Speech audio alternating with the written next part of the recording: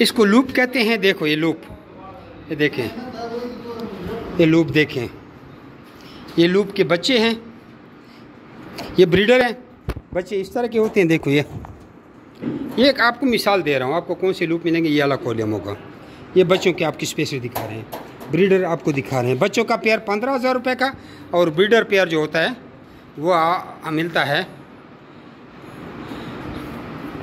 35,000 की मादा, यानी कि प्रेग्नेंट मादा का रेट है, और 10,000 रुपये का नर।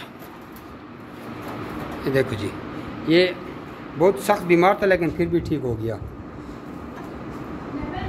बहुत सख्त बीमार था फिर भी ठीक हो गया। ठीक है जी, ये देखिए जी, ये आपको लूप दिखाया। 15,000 के बच्चों का जोड़ा और 35,000 की मादा, 10,000 का नर, यानी कि 45,000 का ब्रीडर जोड़ा जो आपके पास आती ही बच्चे शुरू कर देगा।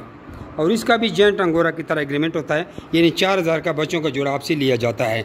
मज़ीद आगे वीडियो देखें, ऑडियो मैसेज सारे सुने गौर से, और जो टेक्स्ट मैसेज हैं उनको पढ़ें तो आपको सारी चीज़ों की समझ आ जाएगी। ये आपको लूप मैंने दिखाया है, मज़ीद आगे देखें, क्या मज़ीद स्टडी करें।